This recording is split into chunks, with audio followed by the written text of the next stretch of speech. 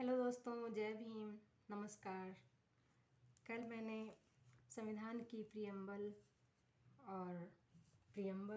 और उद्देशिका के बारे में बताया था और थोड़ा सा part 1 the union and it's territory के बारे में भी बताया था।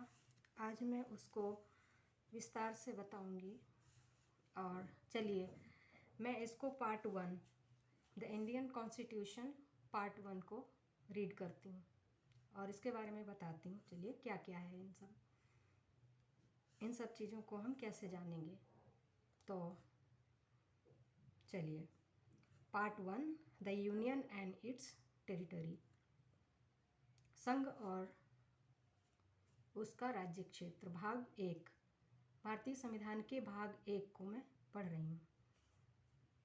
उसमें है the name and territory of union, यानी संघ का नाम और राज्य क्षेत्र। First, name and territory of union. Indian constitution के अनुच्छेद फर्स्ट में कहा गया है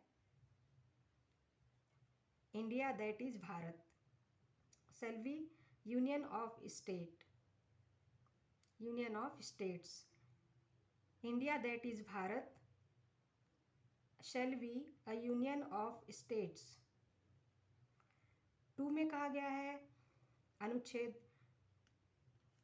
अनुच्छेद का उपबंध 2 कहता है कि the states and the territories thereof shall be as specified in the first schedule.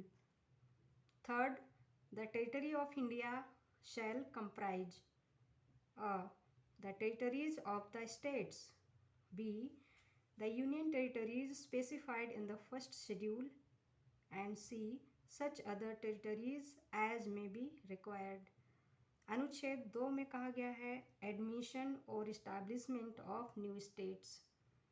Parliament may by law admit into the union or establish new states or such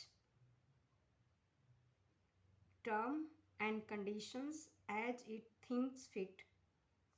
2a. Sikkim to be associated with the union replaced by the Constitution 36th Amendment Act 1975. Third अनुच्छेद कहता है कि formation of new states and alteration of areas, boundaries और names of existing states. Parliament में by law. Third अनुच्छेद के A में कहा गया है form a new state by separation of territory from any state and state और by uniting 2 or more states or parts of the states or by uniting any territory to a part of any state. B. Increase the area of any state. C. Diminish the area of any state. D. Alter the boundaries of any state. E. Alter the name of any state.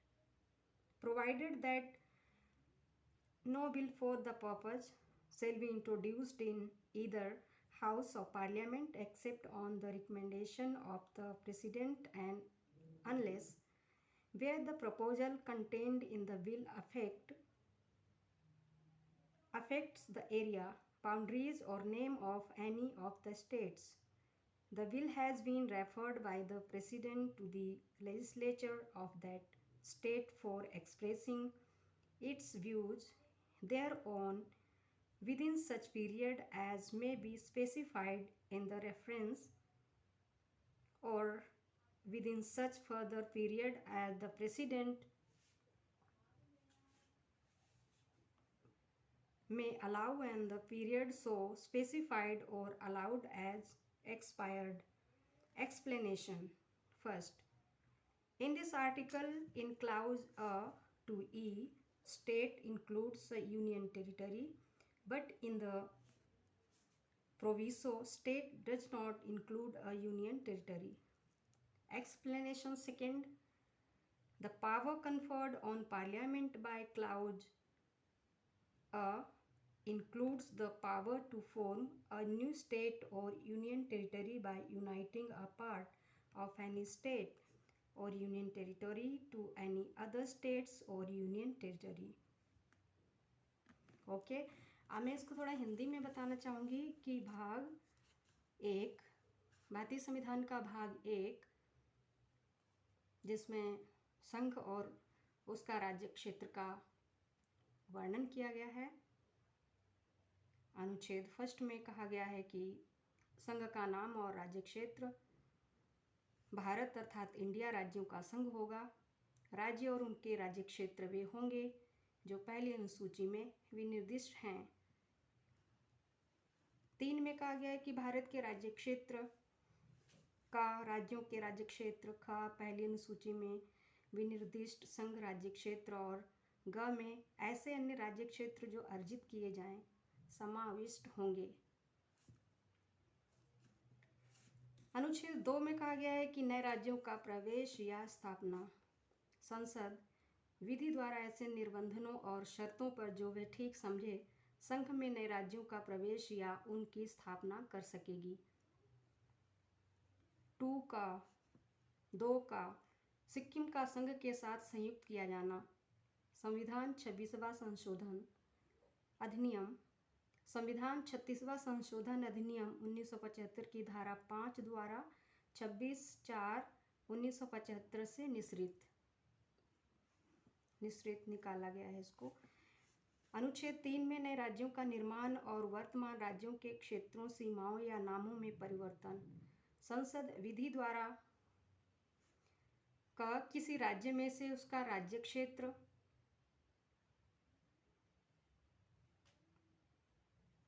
नए राज्यों का निर्माण और वर्तमान राज्यों के क्षेत्रों सीमाओं या नामों में परिवर्तन संसद विधि द्वारा का किसी राज्य में से उसका राज्य क्षेत्र अलग करके अथवा 2 या अधिक राज्यों को या राज्यों के भागों को मिलाकर अथवा किसी राज्य क्षेत्र को किसी राज्य के भाग के साथ मिलाकर नए राज्य का निर्माण कर सकेगी। किसी राज्य का क्षेत्र बढ़ा सकेगी। ग किसी राज्य का क्षेत्र घटा सकेगी।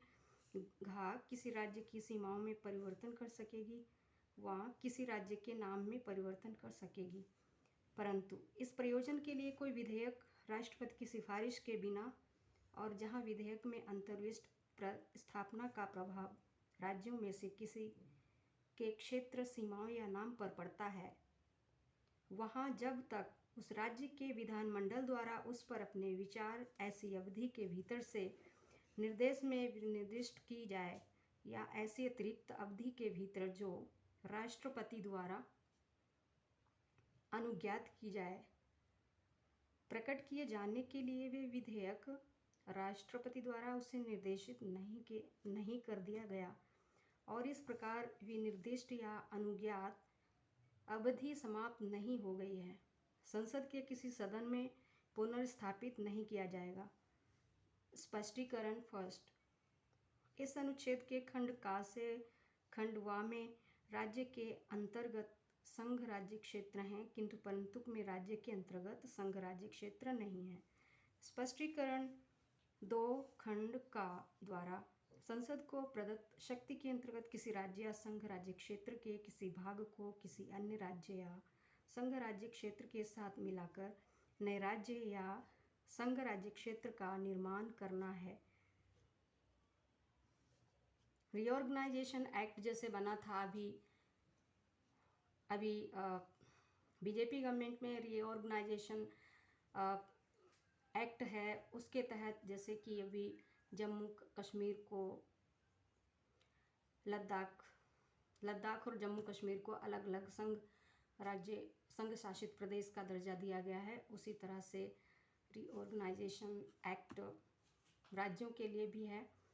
जैसे कि समय समय पर कोई भी केंद्रीय सरकार किसी भी राज्य में से कोई भी हिस्सा निकालती है, कुछ भी जोड़ती है या अन्य राज्यों का निर्माण करती है, जैसे कि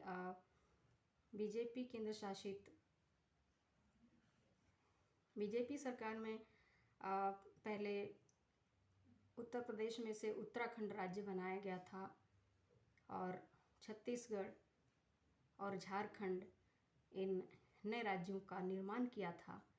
तो इस संघ राज्य उनका क्षेत्र, तो यहीं से इनको कानून बनाने की शक्ति प्राप्त होती है और वो नए राज्यों को चेंज करते हैं। जैसे मायावती सरकार में बहुत से जिलों में नाम परिवर्तन किए गए थे, जिलों के नाम बदल दिए गए थे। तो ये सारी पावर जो हैं वो संविधान के भाग 1 में अंतर्निहित हैं। सो गाइज, जय भीम। अब अगला पार्ट हम कल पढ़ेंगे। जय भीम। Good night.